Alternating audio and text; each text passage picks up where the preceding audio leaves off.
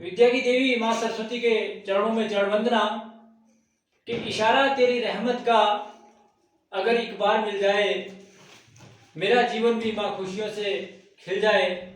सुबह लेता हूँ, शाम लेता हूँ, जब भी कभी समय लगता है, विद्या की देवी माँ सरस्वती किसी भी कार्यक्रम को शुरुआत करने से पहले मैं तेरा नाम जरूर लेता हूँ। तो सबसे पहले मेरे YouTube चैनल पर मेरे चाहने वालों का बहुत बहुत स्वागत। एक ऐसा समय, कोविड महामारी, जैसे आप सभी को पता है कि एक ऐसी महामारी जिसमें हर बच्चे को जरूरत थी कि वह कुछ ना कुछ ज्ञान अपने घर पर बैठकर अर्जित करे और अपने गुरुओं के आशीर्वाद से अपने चाहने वालों के लिए मैं एक YouTube चैनल आरंभ करने जा रहा हूं। आप सभी से आग्रह है कि मेरे YouTube चैनल को सब्सक्राइब करें, लाइक करें और कमेंट दें, और कमेंट में ये जरूर लिखें कि आपको ये कैसा लगा, ताकि मैं इस कार्य को करने के लिए और अधिक मोटिवेट हूं। क्योंकि मेरा इसको बनाने का मेन मोटिव जो है, जो मेरे चाहने वाले जितने भी मेरे बच्चे हैं, विद्यार्थी हैं, उनको मैं अपना ज्ञान बांट सकूं और अधिक से अधिक ज्ञान में उनको दे सकूं।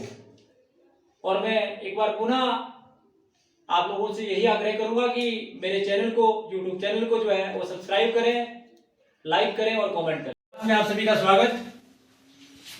मैं संजय शर्मा आपको आज पार्टनरशिप के बारे में पढ़ाऊंगा।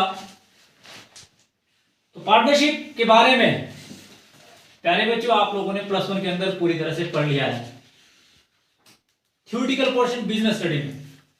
आज हम इसका अकाउंट पोर्शन करेंगे, जो आपको +2 के अंदर सिखाया जाएगा। आपको कराने से पहले ये बता देता हूं कि आपको समझ तब आएगा कि जब आप मेरी वीडियो अंत तक देखेंगे। अगर आप ये सोचेंगे कि शुरुआत की और बीच में वीडियो बंद कर दिया, तो आपको समझ नहीं आएगा। तो आप सभी से एक अनुरोध करूंगा कि आप वीडियो को अंत तक देखें, उसके बाद ये आप उसको सब्सक्राइब करें, लाइक करें और कमेंट भी करें, ताकि मुझे पता लगे कि मैं कैसे पढ़ा रहा हूं। तो स्टार्ट करता हूं मैं पार्टनरशिप से। जो आपका पार्टनरशिप अकाउंट है, इसके अंदर आप क्या पढ़ेंगे, +1 के अंदर आपने क्या पढ़ा अकाउंट पोर्शन के अंदर। अगर मैं +1 में थोड़ा सी आपको टच करूं पहले, कि जब आप +1 में थे तो आप लोगों ने अकाउंट्स के बारे में पढ़ा, और जो अकाउंट्स आपने +1 में पढ़ा वो पढ़ा सोल प्रोप्राइटरशिप। किसका पढ़ा? Sole proprietorship. सोल प्रोप्राइटरशिप में आप सभी जानते हैं, एक व्यक्ति होता था, वो अकेला व्यवसाय करता था, उसकी लिमिटेड कैपिटल होती थी, उसकी मैनेजरियल एफिशिएंसी भी लिमिटेड होती थी, उसमें रिस्क लेने की कैपेसिटी भी लिमिटेड होती थी, और बहुत सारी कमियां उसके अंदर थी। उन कमियों को दूर करने के लिए आपने एक ऐसी चीज की आपको आवश्यकता पड़ी कि जिसमें अगर अधिक कैपिटल हो, अधिक लायबिलिटी अधिक लोगों पर के ऊपर चली जाए, आपका रिस्क लेने की कैपेसिटी बढ़ जाए, मैनेजरियल एफिशिएंसी आपकी बढ़ जाए और आपका प्रॉफिट भी बढ़ जाए। तो ऐसा करने के लिए दो प्रकार की फर्म ऐसा कर सकती हैं, या तो पार्टनरशिप या कंपनी अकाउंट, जिसका आप +2 के अंदर बड़ा डिटेल में अध्ययन करेंगे। तो पार्टनरशिप क्या होती है, अर्थात सिंपल सी बात है कि सोल प्रोप्राइटरशिप के अंदर जो कमियां थी, उन कमियों को दूर करने के लिए हमें पार्टनरशिप फर्म की आवश्यकता पड़ी। अब बात आती है कि जो आपने पार्टनरशिप +1 के अंदर पढ़ी, +2 जो थ्योरेटिकल पोर्शन आपने बिजनेस स्टडी के अंदर पढ़ा और अकाउंट पोर्शन आप +2 के अंदर पढ़ेंगे, तो आप इसमें देखेंगे कि जो थ्योरेटिकल पोर्शन है वो लगभग सिमिलर है, परंतु जब हम इसकी प्रैक्टिकल करेंगे तो उसमें थोड़ी डिफरेंशिएट आती है। इसको करने से पहले और सिंपल करने के लिए कि आपको 100% ये समझ आ जाए, इसके लिए हमें क्या करना पड़ेगा, हमें थोड़ा +1 में जाना पड़ेगा। क्या पार्टनरशिप के अकाउंट और सोल प्रोप्राइटरशिप के अकाउंट में कुछ सिमिलरिटी है? क्या कंपनी अकाउंट और पार्टनरशिप और सोल प्रोप्राइटरशिप के जितने भी अकाउंट है उनमें सिमिलरिटी है? जैसे अगर हम +1 की बात करें तो हम अकाउंटिंग क्वेश्चन से स्टार्ट करते थे, फिर हम जनरल पे जाते थे, फिर हम कैश बुक करते थे, फिर कैश बुक करने के बाद हम अगर बिजनेस का आकार बढ़ा हो तो कुछ सब्सिडरी बुक्स की सहायता लेते थे, जैसे purchase book, cell book, purchase return book, cell return book, bill receiver book, bills payable book. ठीक है जी। उसके बाद हम अगर कोई अशुद्धि हो जाए तो उसकी रेक्टिफिकेशन करते थे, जिसमें हम एरर ऑफ रेक्टिफिकेशन करते थे। हमारे पास स्थायी संपत्तियां होती थी, जैसे मशीनरी है, हम उस पर डेप्रिसिएशन लगाने की विधि सीखते थे। उसके बाद हम फाइनेंशियल स्टेटमेंट तैयार करते थे, जिसमें हम trading account, profit and loss account और बैलेंस शीट तैयार करते थे। क्या पार्टनरशिप में भी हम ये सारे कार्य करते हैं? क्या सोल प्रोप्राइटरशिप की केस बुक और पार्टनरशिप की केस बुक में कोई अंतर है? तो इसका जवाब है कि इसमें कोई भी अंतर नहीं है। कोई भी अंतर जो आप लोगों ने प्लस 1 के अंदर पढ़ा और प्लस 2 के अंदर जो हम इस काम को करेंगे वो बिल्कुल सेम किया जाएगा। क्या जनरल एंट्री जो हमने प्लस 1 में पढ़ी, क्या प्लस 2 के अंदर जनरल एंट्री का कोई सिस्टम और हो जाएगा? जब हम पार्टनरशिप पढ़ेंगे या हम कंपनी अकाउंट पढ़ेंगे तो इसके रूल में भी कोई परिवर्तन नहीं होगा। क्या जो हम फाइनल अकाउंट बना रहे हैं, trading account, profit and loss account, balance sheet हम बना रहे हैं, तो क्या जो हमने सोल प्रोप्राइटरशिप में सीखी थी, क्या पार्टनरशिप में उसको कोई अंतर आ जाएगा? ऐसा कुछ नहीं है, उसमें भी कोई अंतर नहीं आएगा। तो क्योंकि ऐसा मेरा आपको बताने का मेन मोटिव क्या है कि ताकि आप बच्चों को जब आप इसको प्लस 1 के साथ रिलेशन स्थापित करेंगे कि पार्टनरशिप और सोल प्रोप्राइटरशिप में दोनों में डबल एंट्री सिस्टम को अडॉप्ट किया जाता है। और डबल एंट्री सिस्टम जो है वो चाहे कंपनी अकाउंट हो, चाहे पार्टनरशिप हो, चाहे सोल प्रोप्राइटरशिप है, सब में एक जैसी चलती है। कैश बुक को लिखने का तरीका वही, आपका जो purchase book, cell book, purchase return, bill receivable, bills payable book को लिखने का तरीका वही, बिल ऑफ एक्सचेंज को लिखने का तरीका वही। अंतर केवल मात्र यह है कि जो प्रॉफिट था वो केवल एक व्यक्ति को मिलता था, अब एक से अधिक कई व्यक्तियों को मिलेगा। जितने भी पार्टनरशिप में पार्टनर होंगे तो उन सभी व्यक्तियों को ये मिलेगा। इसलिए सबसे पहले तो आप अपने माइंड में इस बात को डाल लें कि जो आपने प्लस 1 में अकाउंट सीखा है, यदि आपने अच्छे से सीखा तो आपको प्लस 2 के अंदर अकाउंट्स को सीखने में कोई भी दिक्कत नहीं आएगी, खासकर पार्टनरशिप का अकाउंट। दूसरा, बड़े बड़े चैनलों पे बड़ी बड़ी बातें करने वाले आपको बहुत मिलेंगे, परंतु एक बात मैं आपको बिल्कुल बता देता हूं कि यदि पार्टनरशिप के अंदर आप थ्योरेटिकल पोर्शन को बहुत अच्छे से समझ लें, व्यवहारिक बातें जो बिल्कुल व्यवहार है, व्यवहार से जुड़ी हुई है, जो आपके बिजनेस की रियलिटी से जुड़ी है, जो आपकी रियल लाइफ से जुड़ी है, उनके साथ ही इसका रिलेशन है। आपको ज्यादा इतना सोचने की आवश्यकता नहीं है। जो आपको बताया जाता है उसको आप बड़े सीरियसली सुने और बिल्कुल नोट डाउन करें। बाद में आप उसको अपनी बुक्स में भी देखें, बार बार पढ़ेंगे तो आपको बिल्कुल आसानी से समझ आएगी। तो पार्टनरशिप के अंदर ज्यादा कोई टिपिकल काम नहीं है। आपको बता देता हूं कि प्लस 2 के अंदर एसपी बोर्ड के अंदर यदि आपने पास होना है तो आपको टोटल जो है 22 नंबर चाहिए पास होने के लिए, जिसमें 21 नंबर की आपकी पार्टनरशिप ही आती है। तो पार्टनरशिप की 4-5 चैप्टर है आपके, उन 4-5 चैप्टरों को आपको 21 नंबर की पार्टनरशिप आती है। वो बहुत इजी है। आप लोगों को बता दिया मैंने कि अगर आप मेरी पार्टनरशिप को एक बार आपने पढ़ लिया और आपने ध्यान से सुन लिया तो आपको ये समझ आएगी ही आएगी। 101% मैं लिख के देता हूं, क्योंकि मैं ऐसा विश्वास रखता हूं, मां सरस्वती का आशीर्वाद, मैं ऐसा सोचता हूं कि जो मैंने आपको पढ़ा दिया, यदि आप उसको बड़े थोरोली सुनते भी हैं और ढंग से पढ़ते भी हैं, बार बार वीडियो अगर आपको नहीं समझ आया पॉज करके आप देखो, और अगर आप उसको देखते हैं तो आप खुद पे ही इतना विश्वास करेंगे कि हाँ, हमें पार्टनरशिप में किताब भी खोलने की आवश्यकता नहीं है। बड़े ध्यान से आप सुने, क्योंकि एक ऐसा समय कि जिसमें आपको सीखने की ज्यादा आवश्यकता है। तो आप ध्यान से सीखें और ध्यान से समझें, मेरी बात को बड़े ध्यान से सुने। मैंने जैसे आपको बताया, क्योंकि चैनल में इसलिए बना रहा हूं कि आपको अधिक से अधिक शिक्षा देना चाहता हूं आपको घर बैठे, तो आप सीखें और आप सीखने के बाद इसको बड़ा थोरली स्टडी करें, जिससे आपको पता लगेगा कि नहीं, चैनल में भी जाने, हमें भी सीखने में मजा आ रहा है। तो मैं आपसे यही आग्रह करूंगा कि आप बार बार जो है इसको देखें और उसके बाद आप कमेंट बॉक्स में भी जाएं, और वहां पर अगर आपको लगता है कि भी सर हमें ये चीज समझ नहीं आ रही, तो आप कमेंट बॉक्स में भी मुझसे क्यूरी कर सकते हैं, आप मुझे फोन कॉल भी कर सकते हैं, जिसमें मेरा फोन नंबर 94-188-92-425 आपको पता ही है, पर आप उस पर मेरे को कॉल भी कर सकते हो। और अगर कोई भी क्यूरीज हो तो उसमें आप मेरे को पूछ भी सकते हैं, वीडियो कॉल या सिंपल कॉल के माध्यम से मैं आपकी सारी क्यूरीज को दूर कर सकता हूं। चलो, ये तो बात थी कि पार्टनरशिप के आपने प्लस 1 का थोड़ा ब्रीफ मैंने आपको बताया, जिसके बारे में आपने सीखा और आपने को काफी कुछ पढ़ भी लिया होगा। अर्थात अगर मैं बात करूं कि पार्टनरशिप की आवश्यकता आपको क्यों पड़ी, सोल प्रोप्राइटरशिप की कमियों को दूर करने के लिए आपको पार्टनरशिप की आवश्यकता पड़ी, कि उसके अंदर जो कमियां थी कि जैसे limited liability, less capital, limited managerial efficiency, more risk, मतलब लिमिटेड रिस्क था उसमें कि भी उसकी जो अनलिमिटेड रिस्क उसी पे इंडिविजुअल को लेना पड़ता था। और there are lot of limitations थी, उन कमियों को दूर करने के लिए या बिजनेस को एक्सटेंड करना बड़ा मुश्किल था क्योंकि एक बंदे के पास कैपिटल की आवश्यकता बहुत ज्यादा थी और उसके पास कैपिटल कम थी। तो उस कमी को दूर करने के लिए हमने जो है वो पार्टनरशिप फर्म को बनाया। तो what do mean by partnership, क्योंकि हम पार्टनरशिप फर्म के बारे में पहले पढ़ेंगे, फिर उसकी डेफिनेशन के बारे में पढ़ेंगे, फिर उसके फीचर्स के बारे में पढ़ेंगे, फिर पार्टनरशिप डीड के बारे में पढ़ेंगे, फिर डीड के अंदर कौन कौन सी बातें आती हैं उन सारी चीजों के बारे में आप पढ़ेंगे। तो आपने ध्यान से सुननी है मेरी बात को। तो सबसे पहले आती है कि what do mean by partnership, कि पार्टनरशिप से आप क्या समझते हैं? जब दो या दो से अधिक व्यक्ति मिलकर किसी कार्य को करते हैं और उसमें होने वाले प्रॉफिट को आपस में बांटते हैं, उनमें से सभी के द्वारा या किसी एक व्यक्ति के द्वारा व्यवसाय का संचालन किया जाता है सबकी ओर से, तो उसे आप साझेदारी की संज्ञा देते हैं। जो व्यक्ति पार्टनरशिप में जुड़ते हैं उन्हें अलग अलग व्यक्ति को पार्टनर की संज्ञा दी जाती है। जैसे ए, बी और सी तीन आदमी हैं, तो जो अलग अलग व्यक्ति हैं वो क्या होंगे? पार्टनर होंगे। ठीक है जी। और जब वे मिलकर कार्य करेंगे तो एक फर्म बन जाएगी, जिसको आप पार्टनरशिप फर्म की संज्ञा देते हैं। ठीक है। मीनिंग के बाद इसकी डेफिनेशन आपसे पूछते हैं, तो इसकी डेफिनेशन जैसी डेफिनेशन और मीनिंग में यही अंतर है। आप बच्चों ये भी सीख लें कि अगर आपको डिफाइन पार्टनरशिप बोलते हैं तो आपको पार्टनरशिप की डेफिनेशन लिखनी पड़ेगी। उसको आप बड़े ध्यान दें कि डेफिनेशन ही आपको उसमें लिखनी पड़ेगी, आपको मीनिंग नहीं लिखना पड़ेगा।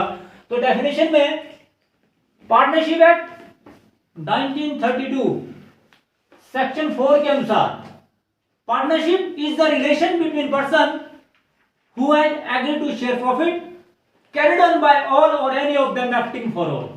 साझेदारी दो या दो से अधिक व्यक्तियों के बीच में एक संबंध होता है जो साझेदारी को चलाते हैं और साझेदारी में होने वाले लाभ या हानि को आपस में बांटते हैं, और ये या तो सभी के द्वारा चलाई जाती है या उनमें से कोई एक व्यक्ति जो इसके लिए अथेंटिक किया गया उसके द्वारा चलाई जाती है। तो पार्टनरशिप एक्ट 1932 सेक्शन 4 के अनुसार साझेदारी की एक डेफिनेशन दी गई है कि partnership is the relation between person, कि साझेदार जो है ये व्यक्तियों के बीच में एक संबंध है, who has agreed to share profit, जो इस बात के लिए सहमत होते हैं कि हम जो व्यवसाय में होने वाला लाभ उसको आपस में बांटेंगे।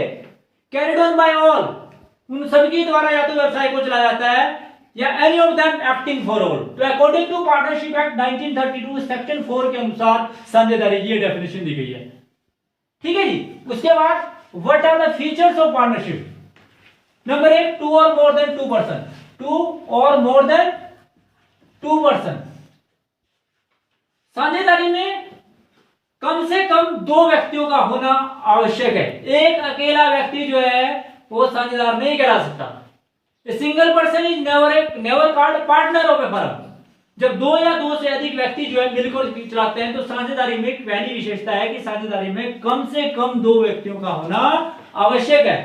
साझेदारी में कम से कम कितने व्यक्तियों का होना आवश्यक है? कम से कम 2 व्यक्तियों का। ये बोलते हैं कि पार्टनरशिप एक्ट 1932 मैक्सिमम पार्टनर की कोई भी रिस्ट्रिक्शन नहीं लगाता है, परंतु जो आपका पार्टनरशिप कंपनी एक्ट है, कंपनी एक्ट 2014, उसने ये रिस्ट्रिक्शन लगा दी कि मैक्सिमम नंबर ऑफ पार्टनर जो है पार्टनरशिप फर्म में, अगर बैंकिंग बिजनेस है तो मैक्सिमम सदस्यों की संख्या कितनी होनी चाहिए? 10। बैंकिंग बिजनेस में मैक्सिमम सदस्यों की संख्या जो है वो 10 होती है, और अगर general other kind of business की बात करें तो मैक्सिमम सदस्यों की संख्या जो है वो 50 होती है। आपकी किताब में या कहीं ना कहीं आपको कुछ ना कुछ कमियां मिलती हैं। अगर बात करें पहले की, अर्थात जब company amendment act, company miscellaneous act 2014 नहीं आया था, तो 2013 की अगर बात करें, अगर 2013 का आपको क्वेश्चन पूछता है तो उस समय मैक्सिमम सदस्यों की संख्या जो है जनरल बिजनेस में 100 थी, इसके 1 साल पहले ही। ठीक है जी। परंतु अब जो है अगर आपकी बात करें, आपकी पार्टनरशिप की बात करें तो उसमें मैक्सिमम सदस्यों की संख्या जो है वो कितनी है जी? 50। और अगर उससे पहले की बात करें तो ये मैक्सिमम सदस्यों की संख्या, अगर कंपनी एक्ट 1956 की बात करें तो मैक्सिमम सदस्यों की संख्या 20 थी और बैंकिंग बिजनेस में 10 ही थी। ठीक है जी। तो अगर बैंकिंग बिजनेस की बात करें, हमने मिसलिनियस कंपनी मिसलिनियस एक्ट 2014 को ध्यान में रखना है, जिसमें मैक्सिमम सदस्यों की संख्या जो है वो कितनी है जी? मैक्सिमम सदस्यों की संख्या 50। मिनिमम सदस्यों की संख्या दो और मैक्सिमम सदस्यों की संख्या 50 अदर काइंड ऑफ बिजनेस में, मतलब जनरल बिजनेस में। अगर बैंकिंग बिजनेस है तो मैक्सिमम सदस्यों की संख्या जो है वो 10 है। तो इस बात का विशेष ध्यान रखें आप कि आपको एक नंबर का क्वेश्चन भी आता है कि what are the maximum number of partner in partnership firm in general business. तो आप लोगों को बताना है कि मैक्सिमम सदस्यों की संख्या according to company act, company miscellaneous act 2014 के अनुसार मैक्सिमम सदस्यों की संख्या जो है वो 50 है। कितनी है जी? 50 है। उसके बाद अगला फीचर जो है वो है जी कंपनी एक्ट। मैंने जैसे आपको बताया ये भी आपका 2013 का है। 2013 का तो ये बोलता है कि मैक्सिमम सदस्यों की संख्या जो है वो कितनी है जी? 20। परंतु एक साल बाद जब कंपनी मिसलेनियस एक्ट आपकी किताब में हो सकता है 2013 के अनुसार लिखा है, परंतु 2013 में अमेंडमेंट हुई 2014 में, उसमें मैक्सिमम सदस्यों की संख्या 20 है। 2014 की बात करें, 2013 की बात करें तो 469 के अनुसार मैक्सिमम सदस्यों की संख्या जो है वो कितनी है? 10 बैंकिंग बिजनेस में और जनरल बिजनेस में जो है 20 है। जबकि अगर 2014 मिसलेनियस कंपनी एक्ट की बात करें तो उसके अनुसार कंपनी में जो अमेंडमेंट जो होती है उसको बोलते हैं कंपनी अमेंडमेंट एक्ट 2014, उसके अनुसार जो मैक्सिमम सदस्यों की संख्या है वो 50 है। ठीक है जी। इसके अनुसार 2013 के अनुसार मैक्सिमम सदस्यों की संख्या जो है 2013 से पहले 20, 2013 में 100 मैक्सिमम सदस्यों की संख्या, और 2014 में एक साल बाद ही मैक्सिमम सदस्यों की संख्या जो है वो कितनी होगी जी? 50 होगी। तो इस बात का विशेष ध्यान रखें। ठीक है जी। उसके बाद एग्रीमेंट। एग्रीमेंट आप सभी जानते हैं। Agreement according to Indian contract act 1872 साझेदारों के बीच में एग्रीमेंट का होना बहुत जरूरी है। कोई भी साझेदारी बिना एग्रीमेंट के नहीं चलती है। ए और बी दो पार्टनर है, वो पार्टनरशिप को चलाना चाहते हैं, तो यदि ए और बी सहमत है तभी पार्टनरशिप बनेगी, अदरवाइज बिना किसी भी एग्रीमेंट के पार्टनरशिप नहीं होती है। एक वो बंदा ऑफर देता है, एग्रीमेंट क्या होता है कि एक बंदा ऑफर देता है, दूसरा उसको एक्सेप्ट कर लेता है। यदि ऑफर एक्सेप्ट हो जाती है तो वह एग्रीमेंट बन जाता है, और एग्रीमेंट होना जो है साझेदारी में बहुत जरूरी है। अर्थात अगर एग्रीमेंट नहीं होगा तो किसी भी साझेदारी को नहीं चलाया जा सकता। इसलिए एग्रीमेंट जो होता है note by any operation of law, किसी भी लॉ के अनुसार एग्रीमेंट नहीं होता है। एग्रीमेंट जो होता है वो म्यूचुअल कंसेंट से होता है। ए और बी यदि दोनों मिलकर अपने आपसी कंपटीशन को खत्म करना चाहते हैं तो वह क्या करते हैं? मिलकर काम करते हैं और एक पार्टनरशिप बनाते हैं, और जब वह मिलकर कार्य करते हैं और वह उसके लिए सहमत है तो यह एग्रीमेंट होता है। यह एग्रीमेंट आइदर रिटन और ओरल, आइदर रिटन और ओरल, ये रिटन भी हो सकता है और ओरल भी हो सकता है। आप इसको लिखित रूप में भी कर सकते हैं एग्रीमेंट, और ओरल रूप से भी कर सकते हैं। ये डिपेंड करता है आपके एग्रीमेंट पर, आप किस बात के लिए सहमत हो। परंतु ये कहा जाता है, प्रेफर्ड किया जाता है रिटन एग्रीमेंट को, क्योंकि किसी भी प्रकार का डिस्प्यूट होने पर अगर आपका कोई लिखित में है, आपका कोई एग्रीमेंट है, तो किसी प्रकार की कोई भी मिस्टेक होने पर आप उस रिटन डॉक्यूमेंट को जो है समक्ष रख सकते हैं। तो इसलिए ये कहा जाता है कि ये जो है वो रिटन में होना अनिवार्य है। तो अगर ये रिटन में हो तो उसको ज्यादा प्रायोरिटी दी जाती है according to income tax act. Income tax act 1961 के अनुसार तो ये अनिवार्य कर दिया गया है कि जो भी एग्रीमेंट साझेदारों में हो वह रिटन में होना चाहिए। अगर ये रिटन में नहीं है तो उसको वैलिड नहीं माना जाता according to income tax act. यदि पार्टनरशिप एक्ट 1932 या कोई अदर एक्ट जो इस पर किसी प्रकार की रिस्ट्रिक्शन नहीं लगाता है, रिस्ट्रिक्शन कौन लगाता है? रिस्ट्रिक्शन लगाता है इनकम टैक्स एक्ट 1961। वो ये बोलता है कि ये जो है वो किस में होना चाहिए? रिटर्न में होना चाहिए, क्योंकि रिटर्न जो डॉक्यूमेंट होते हैं वह डिस्प्यूट को कम जनरेट करते हैं, उसमें किसी प्रकार के झगड़े की संभावना नहीं होती है। इसलिए यदि रिटर्न में हो तो ज्यादा अच्छा माना जाता है। उसके बाद शेयरिंग ऑफ प्रॉफिट। अब मैंने शेयरिंग ऑफ लॉस क्यों नहीं लिखा, शेयरिंग ऑफ प्रॉफिट क्यों लिखा? आपकी किताब में भी शायद आपको ना मिले, फिर शेयरिंग ऑफ प्रॉफिट लिख दिया सर ने, शेयरिंग ऑफ लॉस लिखा नहीं। हो सकता है कि जितने पार्टनर को आपने पार्टनरशिप में शामिल किया है उसमें से एक बंदा ऐसा है या दो बंदे ऐसे हैं कि जिन्होंने ये बोला है जब भी पार्टनरशिप में वो शामिल हुए और हमने भी उन्हें शामिल किया। हमने उन्हें शामिल क्यों किया? क्योंकि उनकी गुडविल बहुत अच्छी थी, वो बहुत जो उनकी बिजनेस, उनको हमारी पार्टनरशिप में शामिल करने से हमें बहुत अधिक प्रॉफिट होता। तो शेयरिंग ऑफ प्रॉफिट की जब बात करते हैं कि जो शेयरिंग ऑफ प्रॉफिट होता है ये एज पर एग्रीमेंट होता है। आपने रिटर्न एग्रीमेंट बनाया है कि भाई इसको इतना, इसको इतना, इसको इतना, इसको इतना, इतना, इतना, यानी कि 3:2:1 कि भी 3 पार्टनर है, एक को तीसरा, एक को 3:6 मिलेगा, एक को 2/6 और एक को 1/6। तो आपने एग्रीमेंट बनाया तो एग्रीमेंट के अनुसार देना है। और if there is no agreement between partner, यदि उनके बीच में कोई भी एग्रीमेंट नहीं है तो यह इक्वली डिस्ट्रीब्यूट किया जाएगा। अब मैंने लॉस की बात करी, भी लॉस को क्यों नहीं किया, वो क्या लिखा होता है, एग्रीमेंट में लिखा हुआ कि सी एक ऐसा आदमी है जिसको प्रॉफिट में हिस्सा तो दिया जाएगा, परंतु इसको लॉस में हिस्सा नहीं दिया जाएगा, तो इन केस ऑफ लॉस उसको नहीं मिलेगा।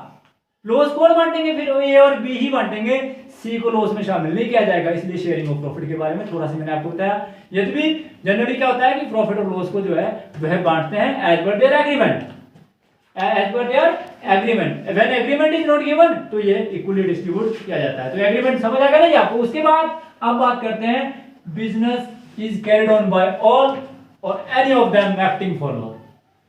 Business is carried on by all or any of them acting for all.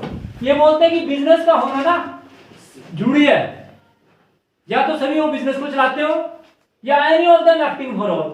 मैंने आपको बताया कि बिजनेस में जो होता है वो म्यूचुअल कंसेंट से चलता है, और बिजनेस जो होता है वो हमेशा म्यूचुअल कंसेंट का मतलब ये है कि बिजनेस में या तो सभी लोग जो है काम करते हैं या कभी कोई करता है कभी कोई करता है। कि जैसे मान लो मैंने अभी आपको बताया कि ए बी सी तीन बंदे हैं, ए बी और सी तीन बंदे हैं। अब आज बोलता है बी कि मैं चलता हूं, प्रिंसिपल और एजेंट का काम करते हैं कि अगर आज बी चला गया काम करने तो बी प्रिंसिपल और ए और एजेंट के रूप में वह ए और सी का काम भी करता है। अगर सी चला गया तो आज प्रिंसिपल सी मतलब आज सी काम कर रहा है और ए और बी के भी यहाँ पर काम कर रहा है। तो इसका मतलब क्या है कि जब बिजनेस में पार्टनरशिप में एक खासियत होती है कि business is carried on by all or any of them acting for all, कि बिजनेस या तो सभी करें या उनमें से सभी के द्वारा जो सब चाहते हैं कि ये बिजनेस किस प्रकार से चले तो सभी उस बिजनेस को चला सकते हैं। ठीक है जी। तो business is carried on by all or any of them acting for all, कि बिजनेस जो है चाहे तो सभी के द्वारा या उनमें से किसी के द्वारा भी चलाया जा सकता है। ठीक है जी। तो उसके बाद बिजनेस का होना बहुत जरूरी है। पार्टनरशिप फर्म में बिजनेस का होना बहुत जरूरी है और बिजनेस भी लीगल होना चाहिए। ये नहीं है कि चार दोस्त मिले ए बी सी और डी चार बंदे थे, पार्टनरशिप बना रहे कि शाम को ताश खेलते, रोज ताश खेलते जुआ मत खेलते हैं, business business this is illegal business. Business का होना बहुत जरूरी है, बिजनेस का होना जरूरी है और वो भी लीगल होना चाहिए, तभी वह पार्टनरशिप होगी। कि आपने पार्टनर तो बना लिए चार, पार्टनर किस लिए बनाया कि भाई ऐसा करते हैं शाम को बैठेंगे दारू भी पिएंगे और जुआ भी खेलेंगे और ये काम चलेगा। ये काम नहीं चलेगा, बिजनेस लीगल होना बहुत जरूरी है, बिजनेस का होना भी जरूरी है और उसका मोटिव भी प्रॉफिट होना चाहिए और such business must be legal, और वह बिजनेस लीगल भी होना चाहिए, भाई इलीगल बिजनेस नहीं होना चाहिए। सबसे पहले तो बिजनेस होना चाहिए और बिजनेस आप सभी जानते हैं नॉट फॉर प्रॉफिट ऑर्गेनाइजेशन नहीं है जो हमने फर्स्ट चैप्टर के अंदर पढ़ा कि समाज सेवा के लिए। बिजनेस जब किया जाता है प्रॉफिट अर्न करने के लिए किया जाता है, क्योंकि ईच एंड एवरी बिजनेस का मेन मोटिव होता है टू अर्न प्रॉफिट और मैक्सिमम प्रॉफिट हो जितना ज्यादा, क्योंकि बिजनेस को सर्वाइव करना, बिजनेस को और अधिक एक्सटेंड करना ये बहुत जरूरी है और इसके लिए क्या करना पड़ता है कि आपका प्रॉफिट का होना बहुत जरूरी है। और मैंने जैसे आपको बताया such business must be legal, ये बिजनेस जो है लीगल होना वो भी बहुत जरूरी है। ठीक है जी। उसके बाद है एप्लीकेशन ऑफ पार्टनरशिप एक्ट। आप सभी जानते हैं कि partnership act 1932, if there is no agreement, partnership में एग्रीमेंट नहीं है तो पार्टनरशिप एक्ट 1932 में बहुत सारी बातें बताई गई हैं जो आपको पार्टनरशिप डीड के अंदर भी बताई गई है। तो एप्लीकेशन उस कंडीशन में पार्टनरशिप एक्ट 1932 के अनुसार ही प्रत्येक फर्म को अपना कार्य करना पड़ता है। इज दिस क्लियर जी? तो ये थी जी इसकी कि व्हाट आर द कैरेक्टरिस्टिक्स और features of a partnership firm. Partnership deed एक document which contains the terms of partnership agreed by the partners। साझेदारी संलेख से आप क्या समझते हैं? साझेदारी संलेख से हमारा अभिप्राय है कि एक संलेख ऐसा डॉक्यूमेंट जो साझेदारी के नियमों और उपनियमों की व्याख्या करता है, जो आपको बताता है कि साझेदारी को चलाना कैसे है, जिसमें साझेदारी के बारे में सब कुछ लिखा होता है। इसके कंटेंट्स क्या है ये आपको वैसे ही याद हो जाएंगे अगर मैं आपको बताऊं कि what are the contents in the partnership deed. यहां नहीं लिखे परंतु मैं आपको बता रहा हूं कि पार्टनरशिप डीड होती क्या है और पार्टनरशिप डीड के कंटेंट्स क्या है, इंपॉर्टेंट कंटेंट्स क्या है पार्टनरशिप के अंदर। तो पहली बात आती है what do mean by partnership deed. तो मैंने जैसे आपको बताया कि ये document which contains the terms of partnership agreed by the partners. अर्थात सिंपल सी बात है कि ऐसा संलेख, ऐसा डॉक्यूमेंट्स जो साझेदारी के नियमों व उपनियमों की व्याख्या करता है, जो आपको बताता है कि साझेदारी को चलाना कैसे है, साझेदारी होती क्या है, साझेदारी का नाम से लेके साझेदारी के पते से लेके साझेदारी के मरने तक की सारी बात इंफॉर्मेशन जो इसके अंदर होती है अगर बात करें इसके अंदर कौन कौन सी चीजें आवश्यक होती है कि what are the important contents of a partnership deed. Number 1, name of the partnership firm.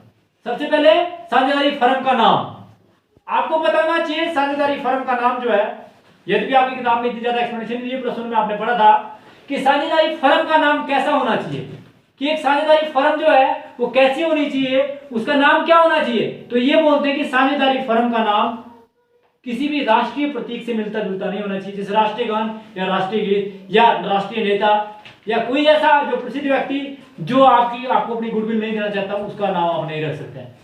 आप रख सकते हैं एबीसी कंपनी, आप रख सकते हैं शर्मा ब्रदर्स, परंतु कंडीशन है कि वो ऐसी फर्म जो है पहले नहीं होनी चाहिए। ठीक है जी। तो नेम ऑफ द फर्म, सबसे पहले name of the partnership firm. Number 2, name and address of the partners, कि जितने भी आपके पार्टनरशिप में पार्टनर हैं उनका नाम क्या है। एक का नाम राम, एक का नाम श्याम, एक का नाम आंचल और एक का नाम कोई और। ठीक है जी। तो इस प्रकार से कितने बंदे पार्टनरशिप में हैं उनका नाम, और वो है कहां के, कोई सराहां का है, कोई बनागी शेर का है, तो उसका नाम भी वहां पता होना चाहिए कि बनागी शेर का है, उसका सारा क्लियर पता होना चाहिए। फिर objective of the partnership firm, उस फर्म का उद्देश्य क्या है, क्योंकि आप लोगों को बताया कि फर्म का उद्देश्य लाभ कमाना होना चाहिए और बिजनेस लीगल होना चाहिए, है ना जी। ये नहीं कि प्रॉफिट तो आप कमाते हो, आप चांदी तो कमा रहे हैं, परंतु इलीगल बिजनेस करके कर रहे हैं तो बिजनेस नहीं है। तो फिर क्या ऑब्जेक्टिव ऑफ द फर्म, कि फर्म का ऑब्जेक्टिव्स क्या है, उसका होना भी बहुत जरूरी है। उसके बाद ऑब्जेक्टिव के बाद आप सभी जानते हैं कि नेचर ऑफ पार्टनरशिप फर्म, कि आप कौन सा टाइप का बिजनेस कर रहे हैं। आप इलीगल बिजनेस तो नहीं कर रहे हैं, लीगल बिजनेस कर रहे हैं। ठीक है जी। इसी प्रकार से कैपिटल ऑफ पार्टनर्स, कौन बंदा कितनी कैपिटल लेकर आएगा, उसका भी उस पार्टनरशिप डीड में पूरा वर्णन होता है। इसी प्रकार से इंटरेस्ट ऑन कैपिटल, कि अगर बंदा पार्टनर्स में कैपिटल लगाता है तो उसको उसकी पूंजी के बदले में ब्याज दिया जाएगा या नहीं दिया जाएगा। इंटरेस्ट ड्राइंग, ड्राइंग कितनी करता है, कैश और goods withdrawn by the proprietor for his personal और डोमेस्टिक यूज, वह अपने पर्सनल और डोमेस्टिक यूज के लिए कितना निकालता है। इंटरेस्ट ऑन ड्राइंग, क्या उससे अगर वह पर्सनल यूज के लिए निकालता है तो उसके लिए इससे इंटरेस्ट ऑन ड्राइंग चार्ज किया जाएगा या नहीं किया जाएगा।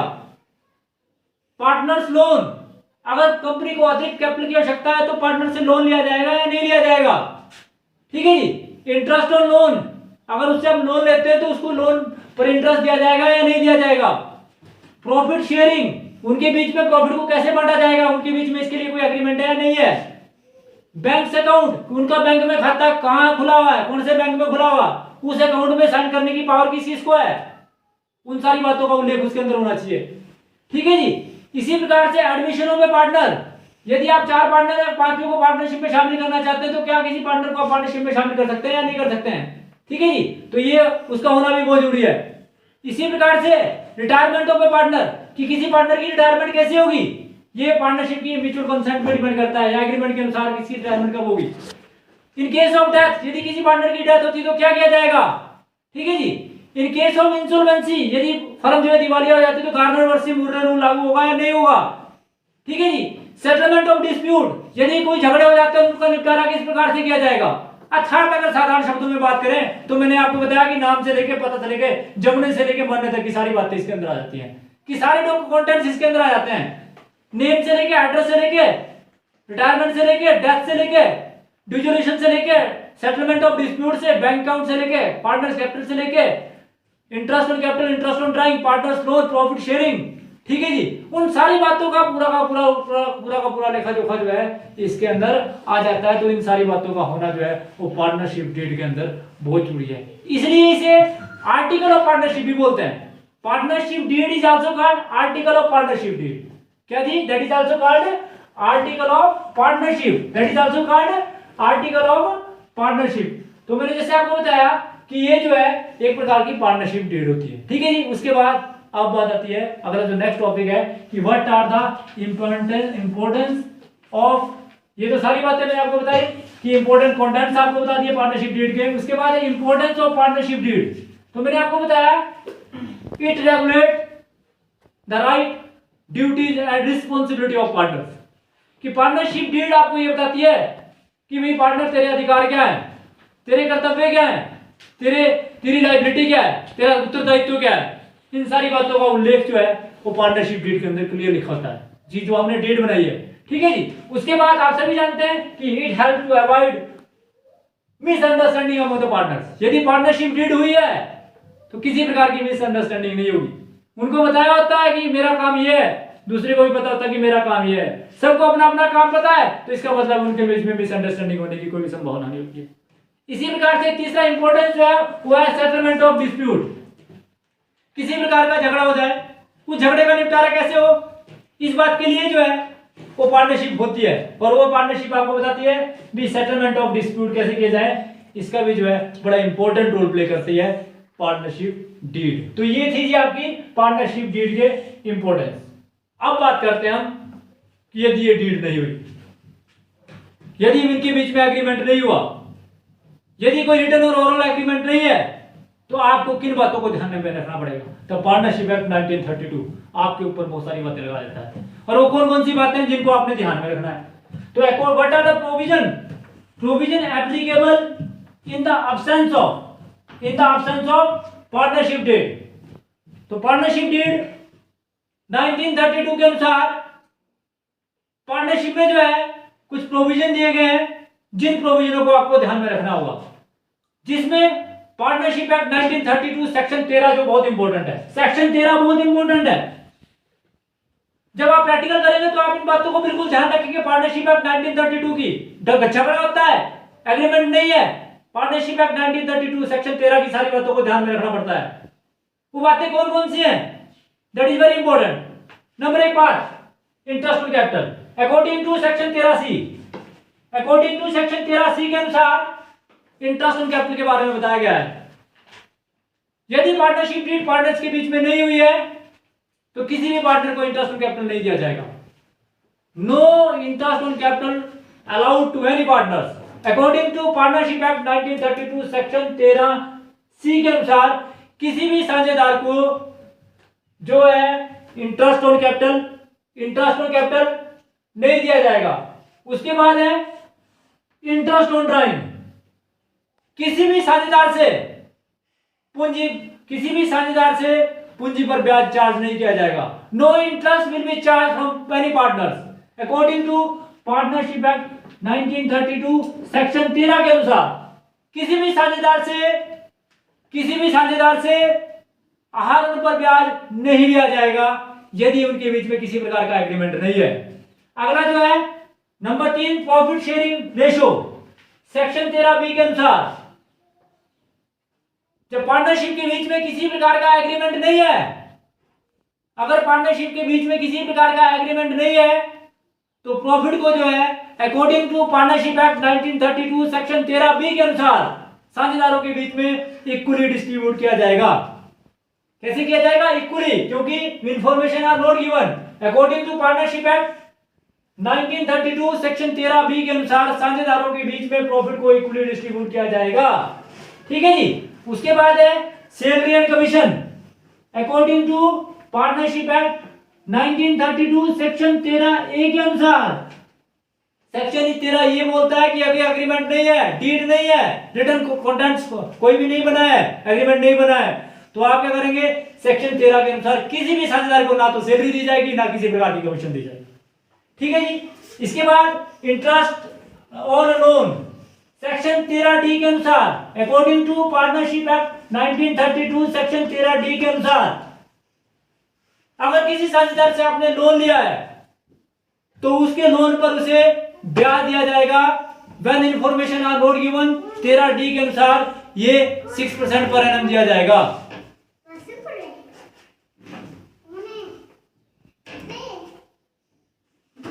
इंटरेस्ट ऑन लोन के बारे में एक बार मैं पुनः आपको बता रहा क्योंकि ये थोड़ा बड़ा इंपॉर्टेंट है। Interest on partners loan according to partnership act 1932 section 13D के अनुसार पार्टनर के लोन पर इंटरेस्ट दिया जाएगा यदि एग्रीमेंट नहीं है। दिया कितना जाएगा? 6% पर एनम। कितना दिया जाएगा? 6% पर एनम मींस साल का 6% दिया जाएगा। ठीक है जी। अगर आप 6 महीने का लोन लेते हैं तो 6 महीने का ही लगेगा और ये 6% पर एनम दिया जाएगा। तो आप सभी जानते हैं कि अकॉर्डिंग टू पार्टनरशिप एक्ट 1932 के अनुसार सेक्शन 13 के अंदर जो प्रोविजन दिए गए वो बड़े इंपॉर्टेंट है। अगर मैं इसको बड़ा ब्रीफ करके आपको बताऊं कि इंटरेस्ट ऑन कैपिटल नहीं दिया जाएगा, इंटरेस्ट ऑन ड्राइंग नहीं दिया जाएगा, पार्टनर को सैलरी और कमीशन नहीं दी जाएगी, प्रॉफिट को इक्वली डिस्ट्रीब्यूट किया जाएगा और लोन पर इंटरेस्ट जो है वो 6% पर एनम दिया जाएगा। तो ये अकॉर्डिंग टू पार्टनरशिप डीड के अनुसार, अकॉर्डिंग टू पार्टनरशिप एक्ट 1932 के अनुसार there are some provision which must be applicable in the absence of partnership deed. यदि पार्टनरशिप डीड ना हो तो इन बातों को ध्यान में रखा जाता है। उसके बाद there are some other points which always be remember while you are doing the question of partnership. ठीक है जी। तो फिर उसके कंडीशन में आप क्या करते हैं कि सम अदर प्रोविजंस जो आपके माइंड में होने चाहिए वो कौन कौन से हैं। तो अदर प्रोविजन में नंबर 1 पार्टनरशिप एक्ट 1932 के अनुसार जो माइनर पार्टनर है, जो माइनर पार्टनर होता है, माइनर पार्टनर कौन होता है जिसकी उम्र 18 साल से कम होती है, उस पार्टनर को प्रॉफिट में हिस्सा दिया जाता है। उस पार्टनर को एडमिट करने के लिए सबसे पहले एडमिट करने की बात करते हैं कि माइनर पार्टनर को पार्टनरशिप में एडमिट किया जाएगा यदि सभी साझेदार इसके लिए सहमत हैं कि भाई ठीक है अब ये माइनर है परंतु इसको पार्टनरशिप में शामिल कर लिया जाए। तो according to partnership act 1932 minor partner section 30 के अनुसार पार्टनरशिप में शामिल किया जा सकता है यदि सभी साझेदार उसके लिए सहमत हो। तो एक बात सेक्शन 30 के अनुसार ये भी आपने ध्यान रखनी है। उसके बाद एडमिशन ऑफ ए पार्टनर, कि कोई पार्टनर जो एडमिट होगा ये भी according to partnership act 1932 section 31 के अनुसार if all partner are agree to admit a new partner, that means कि it depend upon the consent of remaining partner, कि जितने भी सारे पार्टनर हैं यदि वो इस बात के लिए सहमत हैं कि भी एक नए पार्टनर को पार्टनरशिप में शामिल कर दिया जाए तो सेक्शन 31 ये बोलता है कि आप उसको शामिल कर सकते हैं। ठीक है जी। इसके बाद आती है रिटायरमेंट सेक्शन 32 के अनुसार। पार्टनरशिप एक्ट 1932 सेक्शन 32 ये बोलता है कि किसी भी पार्टनर की रिटायरमेंट जो होगी ना वो या तो एग्रीमेंट के अनुसार होगी या फिर उनकी जो भी उनके बीच में म्यूचुअल कंसेंट होगी उस कंडीशन में, ओरल चाहे रिटर्न में, उसके अनुसार उनकी रिटायरमेंट हो सकती है। इसी प्रकार से डिसॉल्व पार्टनरशिप फॉर्म डिसॉल्व कब होगी, या तो किसी बंदे की मृत्यु हो जाती है, डेथ हो जाती है और एनी पार्टनर तो पार्टनरशिप फॉर्म डिसॉल्व हो जाती है, नई पार्टनरशिप बनती है। या फिर उस कंडीशन में कि यदि पार्टनरशिप में ऐसा लिखा हुआ है कि भाई इतने समय के बाद हम पार्टनर जो है अपने अपने रास्ते जाएंगे, हम इसको डिसॉल्व कर देंगे, तो एज पर देयर एग्रीमेंट भी जो है डिसॉल्व की जा सकती है। तो सेक्शन 30, 31, 32 और 35 सेक्शन 35 जो डिसॉल्व के लिए इसको भी आपने ध्यान में रखना है। पार्टनरशिप एक्ट 1932 के बारे में बताई गई है। ये प्रोविजन तब एप्लीकेबल होते हैं यदि आपके बीच में एग्रीमेंट नहीं हुआ है, यदि आपके बीच में एग्रीमेंट नहीं हुआ है, यदि आप एग्रीमेंट नहीं करते हैं तो ये जो है ये सारी बातें जो है वो लागू होती हैं, अदरवाइज ये लागू नहीं होती हैं। ठीक है जी। तो अगर आपके बीच में कोई भी एग्रीमेंट नहीं हुआ है तो ये बातें जो है लागू नहीं होती है, अदरवाइज ये सारी की सारी बातें जो है लागू होती हैं। ठीक है जी। ये सारी बातें जो प्रोविजन आपको बताएंगे हैं provision applicable in the absence of partnership deed है, कि अगर आपके बीच में डीड नहीं बनी है, पार्टनरशिप डीड नहीं बनी है, एग्रीमेंट नहीं हुआ है तो ये इन बातों को आप ध्यान में रखेंगे, अदरवाइज। ठीक है जी। तो इसके साथ आज के वीडियो यही समाप्त होता है। थैंक्स।